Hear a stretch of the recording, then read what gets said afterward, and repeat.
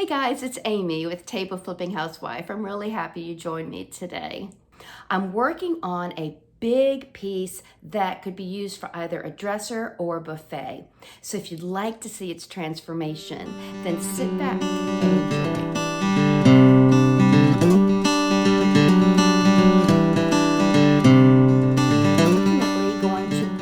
Using a brand new paint to me. This is Sherwin HGTV Home Ovation Plus.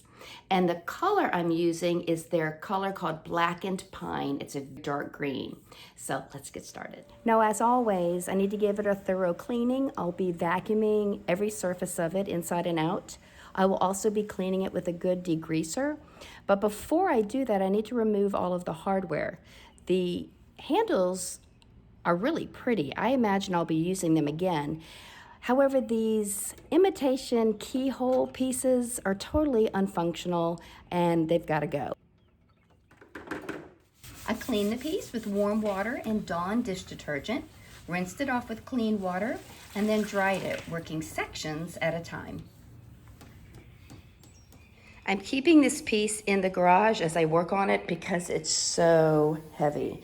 So what I'm doing right now is I'm just kind of going over areas that I know I'm going to have to patch with either wood filler or Bondo. And there are lots of little dings. This one is the most grave area. Something hot perhaps ate right through the finish, and definitely have to fill that. There's even a spot, I guess this had water damage or puppy damage, I'm not sure. I am actually going to patch that as well. Bondo is a two-part epoxy. It dries very quickly, which is a great benefit. However, it makes it a little more challenging to work with. Because I have so many areas that need patching, I'll be mixing small batches. I'm going to be wearing my respirator.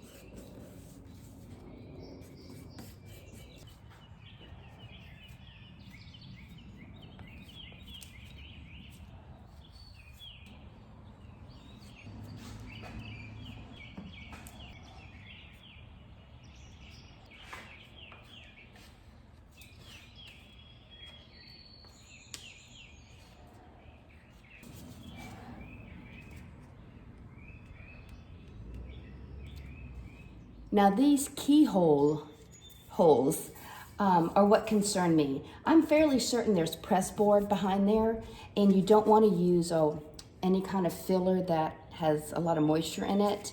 Bondo would be the best, but Bondo is really hard to sand all the way smooth. It was necessary on the top, but I think what I'm going to try to do is fill these holes with plastic wood. Nope, scratch that. Wrong product. I tried 3 times to fill it with the plastic wood. Those holes still had a porous texture. I switched to Bondo and I was able to sand it smooth finally. After sanding all of the repairs, I wiped off the dust and then switched to a 180 grit pad to scuff sand the whole piece. You want to create teeny tiny little scratches to create some teeth for the primer or your paint to stick to. Now, I pulled out this old can of primer, couldn't remember why I hadn't used it in a while. I'll figure it out in a minute, but I used my drill and a beater I purchased from Goodwill to give it a really good stir. I filtered the primer as I do my paint, thinned it with a little bit of water, wiped off any dust that was on my piece, tested the spray pattern on that cardboard on the wall, and then started priming.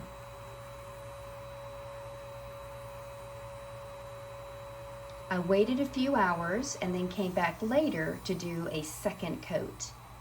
Now you're going to notice that when I did the top, you'll see I went in the opposite direction. I think that just helps to get a very good coverage.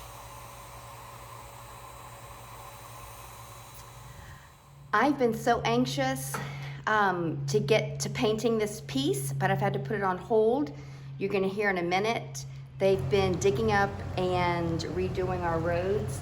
It's been really loud and very dirty and dusty, but there's something wrong with the primer. And there's a reason, a year ago, I decided I didn't like that restoration primer. In certain areas, it's scratching right off. But y'all, it's weird. It's not everywhere. This is good. That's good. This is good. But on the other side, it's not. I don't understand that. I feel like I need to pull my sander back out here. Sand it off pretty much and roll on a better primer or spray a better primer. Son of a gun. It wasn't as bad as I thought. It was definitely on top of the drawers. A little bit here, I couldn't sand off anymore with 150, so I presume the rest is stable enough. Along the bottom a little bit, and this side was okay. So I will just spot prime those raw areas with a better primer. Even though this is brand new paint, you always want to filter your paint going into a sprayer. I'm using one of these Sherwin cap because I hate getting paint on the side of the can or in the grooves where the cap goes down. So I love these things. Ah, that's such a pretty color. I am going to dilute it with a little bit of water. It's kind of just a matter of practice. I can't tell you exactly how much I'm putting in. And it also depends on the paint itself. You see how when I lift the stick, you can kind of see it puddling around? To me, that's an indication this needs to be thinned with more water.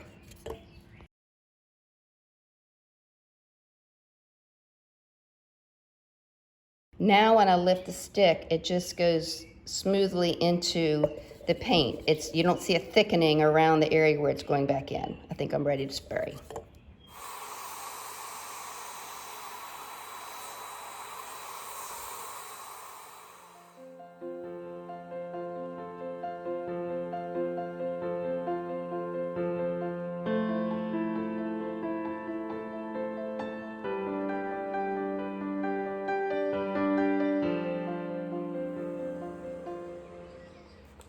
I need to remind myself to try to overlap a little bit more than I am, but I'm not worried about full coverage on this first coat. There are some areas I can already see that I've missed, and that's okay.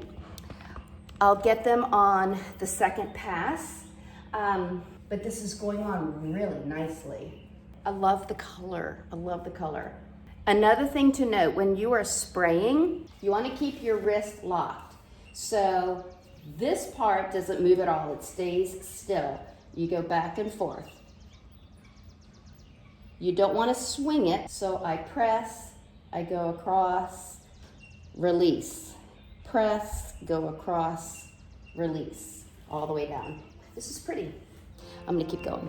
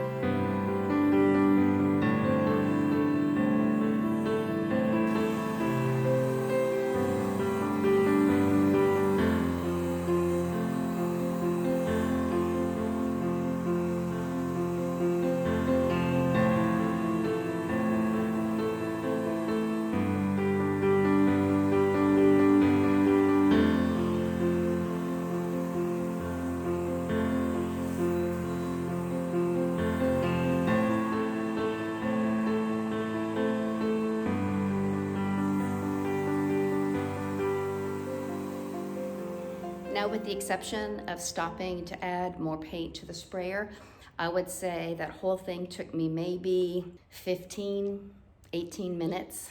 Spraying is amazing. This is, even though it's a dark color, it's going on beautifully. It has really good coverage, and I like that. But you may have noticed I kept stopping to pick something out of the nozzle here, and sometimes out of the surface of the paint. The one thing I'm noticing with this paint is that it creates a film right here on my nozzle. And if I don't stop to periodically remove it, it spits out onto the painted piece. That's the only drawback so far with this paint. But anyway, I'm very pleased. I'll let this dry and we'll see on the second coat. It definitely dried darker, which I was hoping for, because I wanted a really dark, deep green, and that's what we have. It's kind of hard to see with the light bouncing off of it from behind. But y'all, the coverage is really outstanding.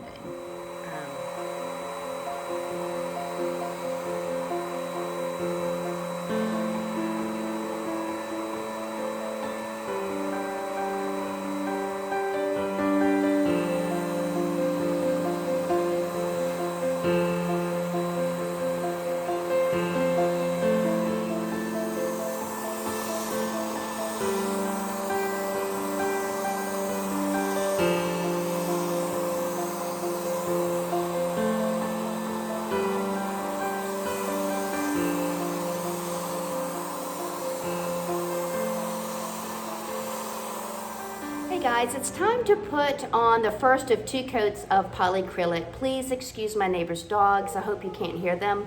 I'm using Minwax's polycrylic in a matte finish. I'm going to load up my sprayer. I did not clean my sprayer out. There are remnants of green paint in here, so when I add the polycrylic and mix it up, the polycrylic will then be tinted. Tinting the top coat this way is a good idea. It prevents any haziness as you spray it on. I did spray 2 coats of poly, waiting several hours in between. I used a super fine sand pad on the very top to kick off any little debris or whatnot that would have fallen in that first top coat. I dusted it off the tack cloth and then sprayed that second coat. Now all that is left is the hardware. I decided that the black hardware got lost against the dark green of the dresser. So I decided to use some Dixie Belle gold gilding wax to buff up a little bit of a gold sheen.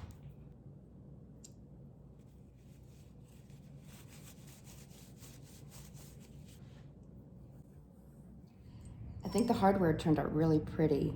It was hard not to get too much of the gilding wax on there. I found that if it was a little too heavy, I could take some of my 4-0 fine steel wool and remove some of it. So I think I ended up getting the perfect amount on there.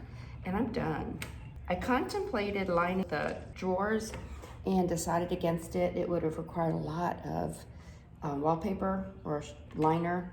And I'm just anxious to get this on the market. Isn't that pretty? I love it.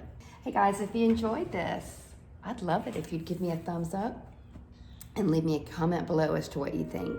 So until next time.